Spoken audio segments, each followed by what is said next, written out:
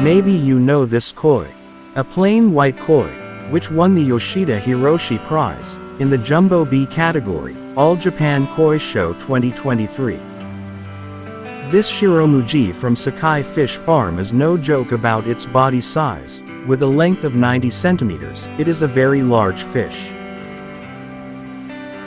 Unfortunately, this victory was not reviewed well by many koi enthusiasts. Generally published unfavorable comments about the inclusion of this fish in one of the awards at the All Japan Koi Show 2023. Generally, they consider a Shiro Muji not a worthy variety because it is less beautiful. But hey, wait a minute, is that true? What do you think? Is not white also a color spectrum that is equivalent to yellow, red and black? Is it weird? Why is there also a color sentiment in the world of koi hobbies? Because of this debate, I am interested in briefly discussing Shiro Muji, the ancient white koi variety, which is less accepted in this koi carp hobbyist world.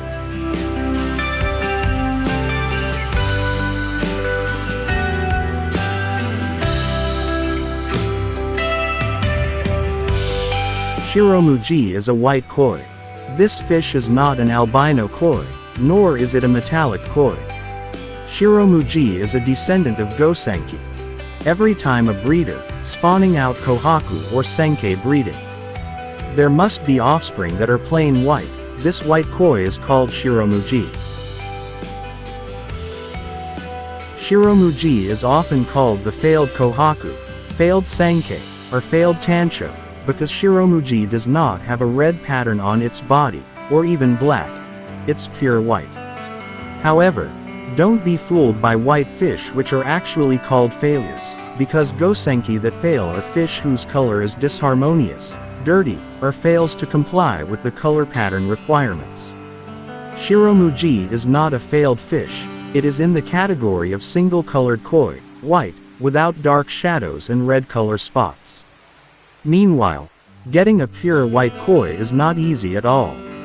In the Gosenki genetic breed, getting a pure white color is not easy at all. But before continuing, there are facts about plain, non-red colored koi fish like this Shiro Muji. The fact is, koi like Shiro Muji do not want to be fed color brighteners. Feed containing color enhancers, color brighteners, or red dye feed will actually damage a Shiro Muji. Feed containing ingredients that can brighten the color will actually make the Shiro Muji's color dirty, yellowish, have black spots, and make it dull white. Be careful, don't carelessly feed color brighteners to Shiro Muji.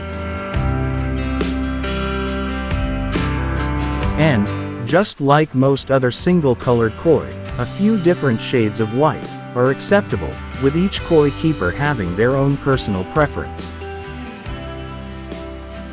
As with many koi, but especially single-colored koi, the consistency of the color determines the best koi. This is because, in single-colored koi, there are no bright patterns, or contrasting colors, to draw the eye. Instead there is just the one color, which should be perfect all over including the body, head, fins and tail, and, in general. The more consistent the color of the fish, the better the quality of the koi.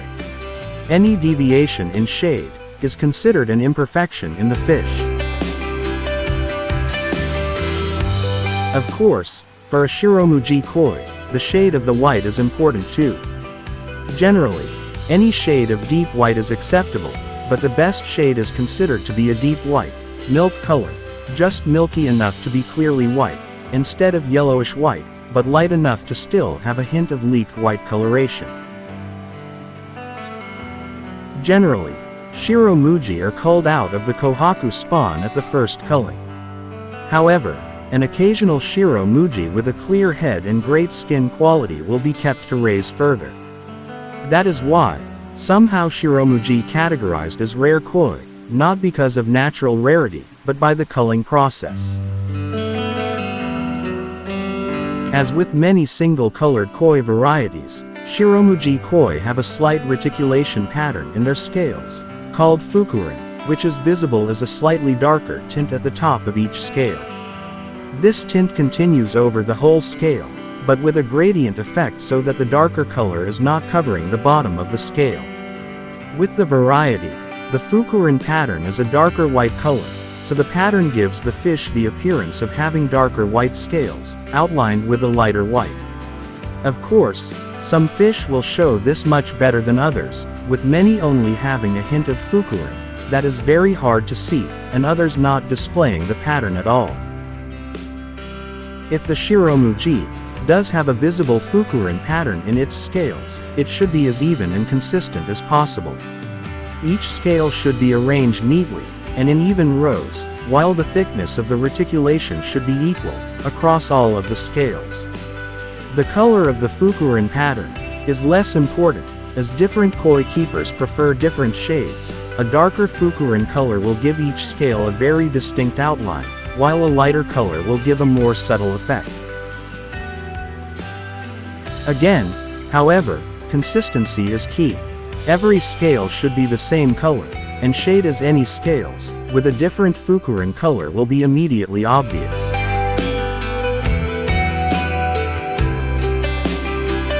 Keeping a Shiro Muji in your pond will really help you monitor changes in water conditions.